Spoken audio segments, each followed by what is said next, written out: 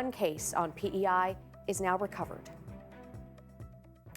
Good evening. Thank you for joining us on Compass tonight. Just about an hour ago, we got new information about the number of COVID-19 cases on Prince Edward Island. There are 4 more, bringing the total on the island to 9. Our Nicole Williams is with me tonight in studio with the very latest. So, Nicole, what do we know about these 4 new cases? Yeah, Louise, we know that these 4 new cases are all men between the ages of 55 and 70, all of them having recently traveled internationally. 2 from Europe, 1 from the U.S., 1 from the Caribbean. 2 of them are living in Queens County and 2 of them living in Prince County. And at this point, all are experiencing mild symptoms. Here's Dr. Heather Morrison. All are at home and doing well. And all 4 did self-isolation upon their return. I literally just got off the phone with them, and Public Health Nursing will be initiating contact follow-up with them tonight, and certainly we'll get further details about them. So, Louise, as you heard there, the Chief Public Health Office undergoing contact tracing, basically reaching out to anyone these individuals may have come into contact with. They say they've been reaching out, making calls, getting in touch with them. At this point, they haven't released those details to us yet. They say they're going to be making that information public on their website, but that hasn't been updated yet. So, Nicole, we now have a total of 9 cases on the island. 2 were announced just yesterday. What do we know about them? Yeah, so these 2 cases were about 2 men, both in their 30s, that had also recently traveled internationally. We know that 1 flew into Moncton and 1 flew into Halifax. I also should mention that they are both living in Queens County, and that we now know that they also took a private vehicle to PEI. So health authorities in Nova Scotia and New Brunswick have been notified. And again, there's contact tracing there going on, getting in touch with people that may have come into contact with them. But again, we don't know the flight status or numbers yet, and we'll make that available as soon as the province updates its website. And what about an update on that very first confirmed case that we heard about here? What's that person's status? Yeah, so that we learned today that the first case that PEI got is actually in recovery. She is no longer in self-isolation. So you'll remember that that was a Queens County woman in her 50s that went on a cruise and returned to PEI on March the 7th. Well, during the first briefing today, Dr. Heather Morrison said that she is now recovered and no longer in self-isolation. She is social distancing. Take a listen. After those with mild illness who are doing well and who haven't been in hospital, and if they're not a healthcare worker, they would not have to stay in self-isolation anymore, but like everyone else who's not in self-isolation should be practicing social distancing, and that's very important for all of us to be doing. Nice to get a little bit of good news there, Nicole, in that someone has recovered and is now out of self-isolation. An important reminder for the social distancing there, of course. Now, Dr. Heather Morrison has spoken a lot about the plans to expand testing. Do we know what that will look like? Yes, well, we have been told that PEI's COVID-19 emergency clinic is now in the process of being set up and will be open in the next day or so. We know that that's for islanders experiencing symptoms of cough or fever. They say that they're going to be able to access this emergency clinic through an appointment. Now, Charlottetown's current screening clinic is actually going to be relocating to move beside this emergency clinic so that the province can sort of join those efforts there and conserve its supplies. And it's saying that they're actually going to set up as a drive-through. But of course, that information is still sort of being worked out, those details still being finalized, and we're supposed to hear more about those in the days ahead. All right, thank you so much for this, Nicole. That is our Nicole Williams reporting live in studio for us tonight.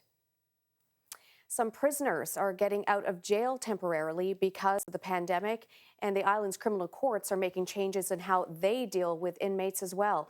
Our Brian Higgins is currently working from home and has more on that story tonight. 14 prisoners have been granted temporary absence and released from the Provincial Correctional Center this week. Another 25 who are serving weekend sentences have had their time put on hold. The released prisoners are nearing the end of their sentences, elderly or those with chronic health conditions. Corrections officials have done risk assessments on prisoners they've released. Some of them may be required to wear electronic ankle bracelets. Jails have also canceled all visits by the public and group activities in the jail. The province's chief provincial court judge says inmates are vulnerable.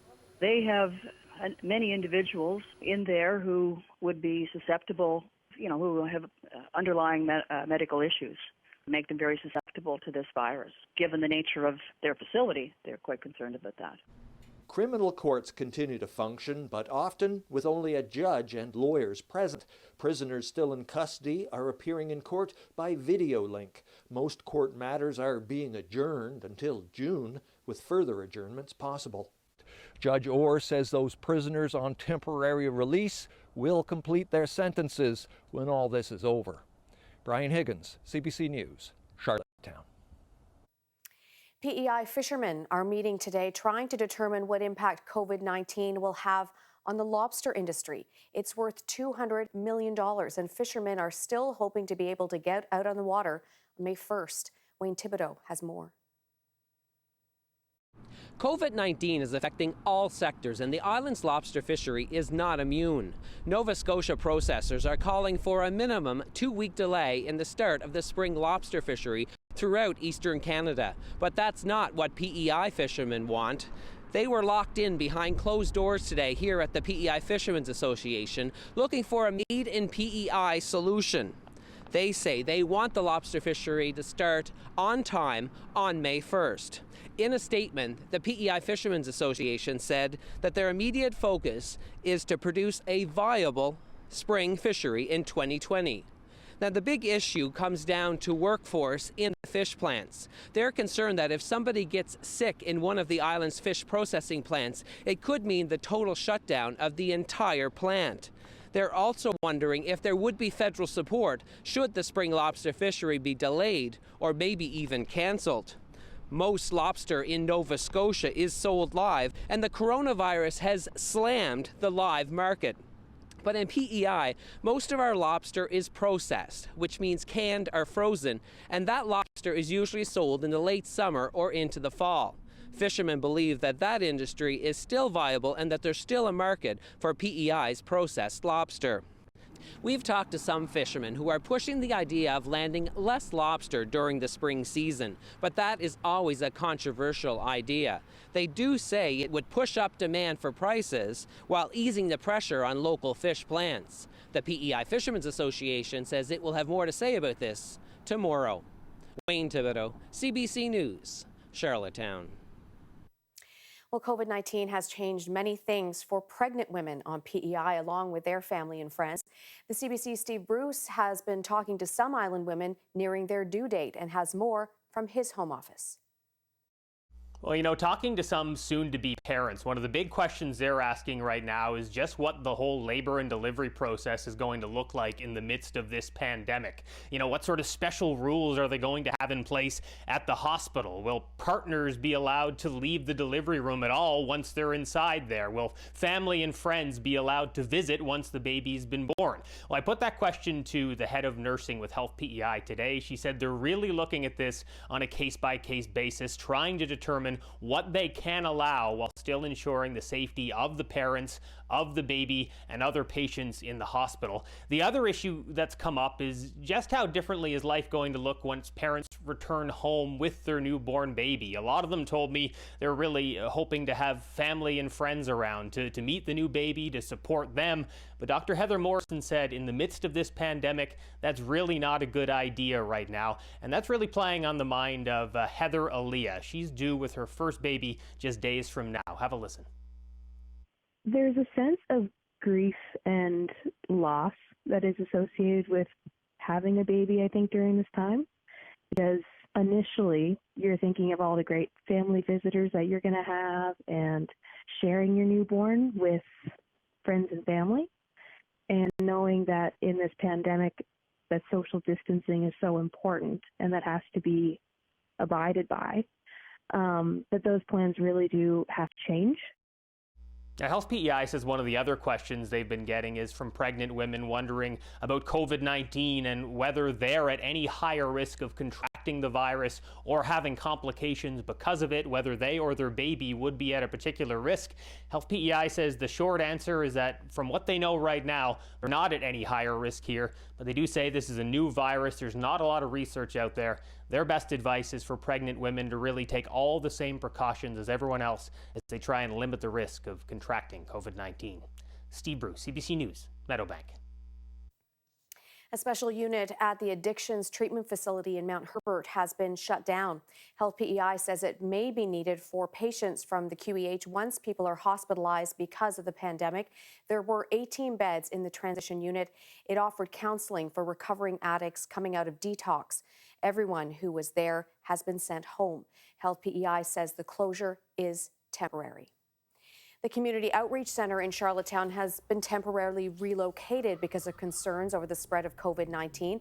That center provides supports for some of the city's most vulnerable and marginalized people. Its regular location here at 211 Euston Street wasn't big enough to adhere to social distancing rules, so it has now been moved for the time being to the gym at Birchwood Intermediate School. That space also has access to a kitchen, shower, and laundry facilities. For now, the hours are the same, 8 a.m. until 8 p.m. And the ferry from the Magdalen Islands to Surrey will soon stop taking passengers. That decision from the province of Quebec. There will be 2 more crossings tomorrow and then Saturday. Then after that, the ferry will only carry goods and supplies. Well, snow is already falling across the island, and periods of light snow will continue tonight through tomorrow before tapering off Friday afternoon to flurries. Some brisk winds as well have me a little concerned about blowing snow and visibility in some areas. As for how much snow is going to fall and how long it's going to last, I'll be back with those details coming up a little later on Compass. Premier Dennis King is going to spend a little more time in self-isolation. He'll be staying at home for an extra day as a precaution. And Premier King joins me now via Skype from his home in Brookfield. Good to see you, sir. Why the extra day at home? Look, I come back to the country and to the province on the 13th. Our flight was coming in late and then actually ended up having to drive back from Fredericton. So, and on top of that, Jana and the kids didn't come back until about 8 hours beyond that. So just as an extra precaution and to be as safe as possible, we extended it to a day.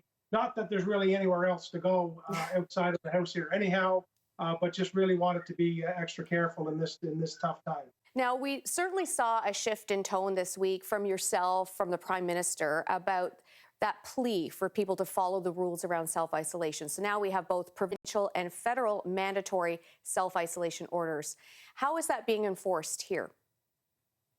I think there was a drastic change in tone, and I just think it was necessary, Louise, right off the top for those, the small minority of those who weren't taking these directives as seriously as they needed to be. So we've been working through the Public Health Office, through Dr. Morrison and her staff, who's in constant conversation with our policing agencies across the province. We continue to say it's not our intention to want to fine somebody, but we felt we needed to put these measures in place so people know that it's serious, and we have that lever of power there, that hammer, if we need to use it. Do you know if any fines have been handed out?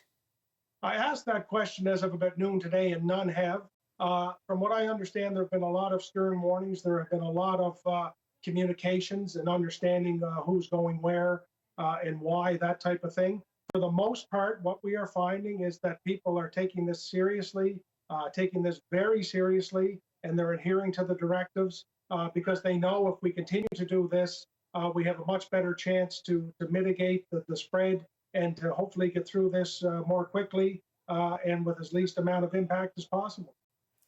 Do you know what kind of complaints the province has been hearing from people when they call that COVID-19 information line? I haven't got a full brief on that, but from what I understand leading up to today and the days before, I think people were calling to say they heard so-and-so came home from a trip to Florida and they stopped at the grocery store, or so-and-so's they picked up their wife and she's self-isolating, but he isn't. So there's a lot of confusion I think that is being clarified through the line of communication that we have here. These are uncertain days. I mean, I've been saying the last couple of days, Louise, it seems every day we do something that we've never done before. And this is a classic example. I'm sure our police agencies never thought they would be visiting homes or talking to people about not leaving their property. Now, there are a lot of people, of course, worried about how they will make ends meet and that federal aid is coming, but not soon enough for some people. So do you think the province is doing enough to help fill the immediate need? It seems to me that the federal programming dollars that are put in place have been significant and they will make a big impact here. But like many, I have a concern about when the time frame of that delivery will actually get here. So I think our job now is to look at these next few weeks to try to keep as many people working as possible, whether that's through a wage subsidy of some kind, and to get money maybe on a temporary basis into the hands of those who are waiting for the federal checks to arrive. So I think our initial response has been good. I think it needs to continue to evolve, and we have to work closely with the private sector. The reason we were in a good economic situation before this all hit was because we had a really strong and active private sector, and we need to work with them to get through this. Premier Dennis King, I appreciate your time tonight. Thank you. Anytime, Louise. Thanks for having me. We'll have a look outside. This is a live look from our camera, and that blowing snow is coming in strongly right now. Tonight, Jay's full forecast is coming up after this break. Stay with us. Coming up Friday on Island Morning, another phone in between 7 and 8 o'clock. Call psychologist Dr. Christine Beck with your questions on dealing with COVID-19. That's on the next Island Morning.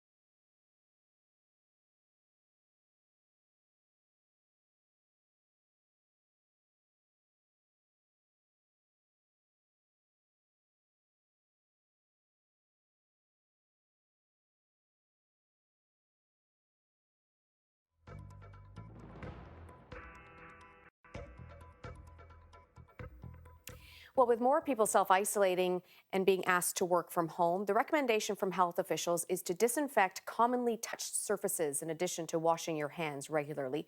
Our Nicole Williams spoke to an expert about proper technique. When it comes to disinfecting your home, experts say you need to focus on the most commonly touched surfaces. Experts always recommend wearing protective gloves, and when it comes to actual cleaning products, you want to be using something that's actually approved for sanitizing. Now, you might be thinking, well, I've been to the grocery store and all the alcohol wipes and all those cleaning supplies are in short supply. Well, experts say that you can also use household bleach. Just make a diluted solution using a 1/3 cup of bleach per gallon of water. And always make sure to check the labels to see if the product has expired. Now, if none of that is an option, you can always use soap and hot water. Stay away from vinegar though. It can clean, but it doesn't disinfect. The next thing to do is clean. Take a cloth, wipe away any of that spaghetti sauce, get those surfaces cleaned off, and put away any clutter. Now, before you actually start disinfecting, you need to read the instructions on the cleaning product to see how long you need to leave it on those surfaces for. That's the key in actually killing those germs. Experts recommend that you leave these products on those surfaces for at least a minute before you wipe them away. You also want to keep in mind cross-contamination. Don't use the same cloth to clean the toilet as you are the sink. A good way to remember which is to use different colored cloths. You're going to want to throw these cloths in the laundry on the hot setting. And of course, you're going to need to wash your hands. 20 seconds for those hand washing. Good tips there, Nicole. Thank you. So it is time now to say hi to Jay Scotland. He is working from home. Well, outside his home. It's so good to see you, Jay. And you're right there in the elements. So tell us what's happening. Great to see you as well, Louise, and all of our Compass viewers as well.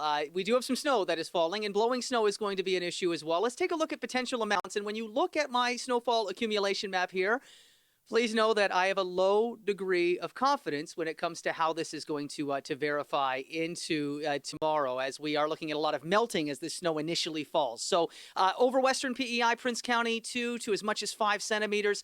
Really Queens County, as we get just to the Summerside area, then east through Queens County, 5 to 10 centimeters possible. And where you are looking at the heaviest amounts, likely over Kings County, 10 to 15 centimeters. Even amounts over 15 centimeters will be possible for extreme eastern areas.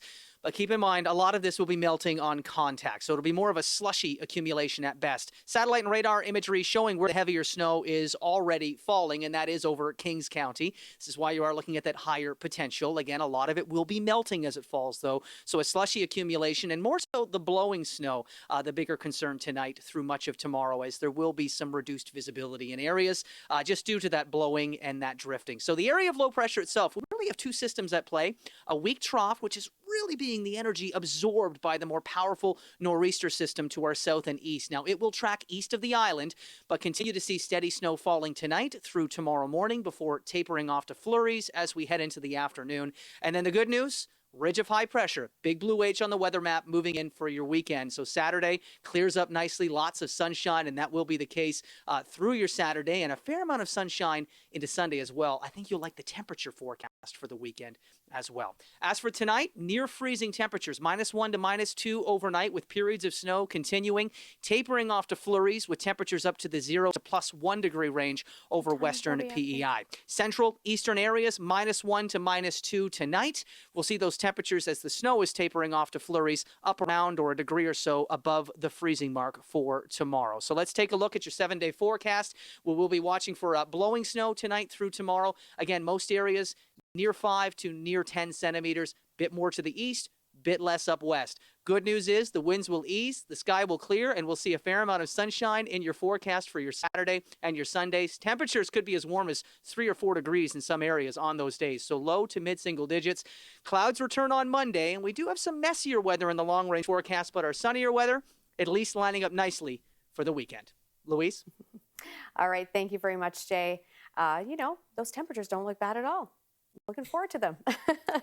And thank you so much for joining us tonight for Compass. So we're going to have a quick break then. The CBC's Vashi Kapelos will take things over in Ottawa with Power and politics. We're so glad to be back here on television and back with you here on your local show for your local news. We'll see you back here tomorrow. Good night, PEI.